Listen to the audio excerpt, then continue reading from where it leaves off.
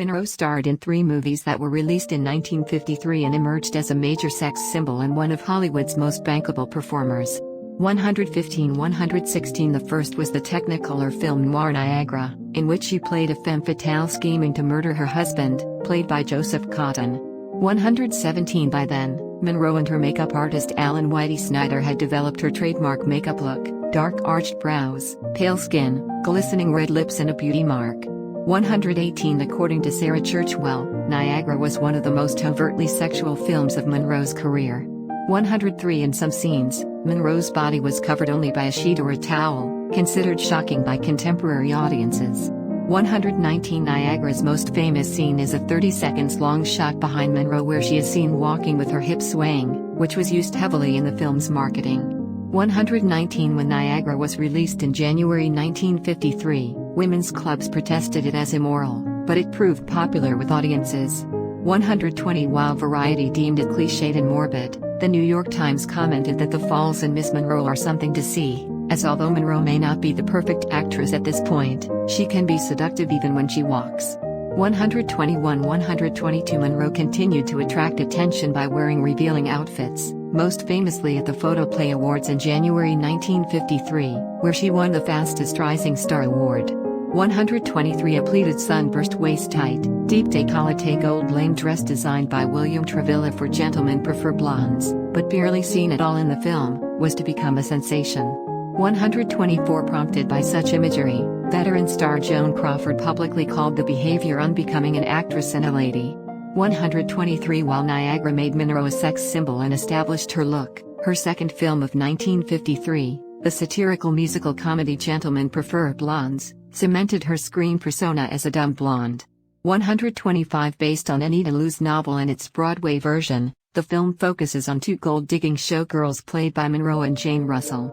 Monroe's role was originally intended for Betty Grable, who had been 20th Century Fox's most popular blonde bombshell in the 1940s. Monroe was fast eclipsing her as a star who could appeal to both male and female audiences.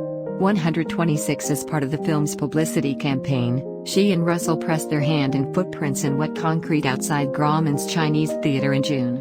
127. Gentlemen Prefer Blondes was released shortly after and became one of the biggest box office successes of the year.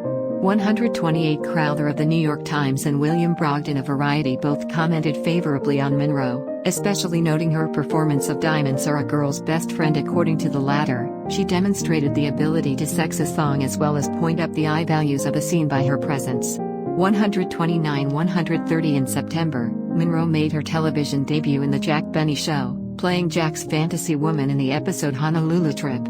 131. She co-starred with Betty Grable and Lauren Bacall in her third movie of the year, How to Marry a Millionaire, released in November.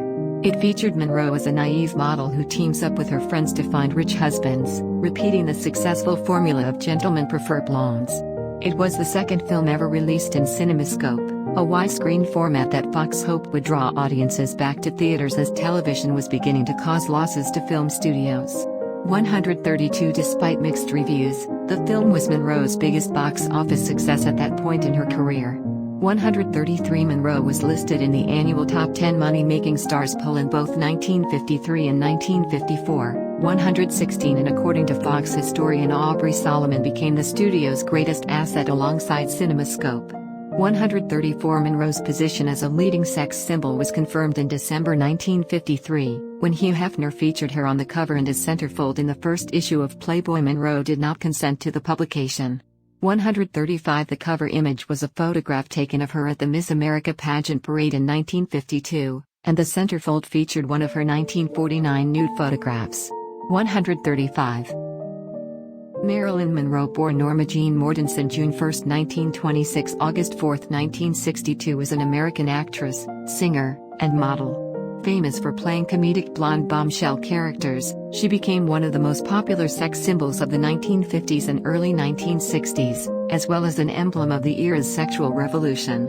She was a top-billed actress for a decade, and her films grossed $200 million, equivalent to $2 billion in 2021 by the time of her death in 1962. Long after her death, Monroe remains a major icon of pop culture. In 1999, the American Film Institute ranked her 6th on their list of the greatest female screen legends from the golden age of Hollywood. Born and raised in Los Angeles, Monroe spent most of her childhood in foster homes and an orphanage. She married at age 16. She was working in a factory during World War II when she met a photographer from the first motion picture unit and began a successful pin-up modeling career, which led to short-lived film contracts with 20th Century Fox and Columbia Pictures. After a series of minor film roles, she signed a new contract with Fox in late 1950. Over the next 2 years, she became a popular actress with roles in several comedies, including As Young as You Feel and Monkey Business, and in the dramas Clash by Night and Don't Bother to Knock. She faced a scandal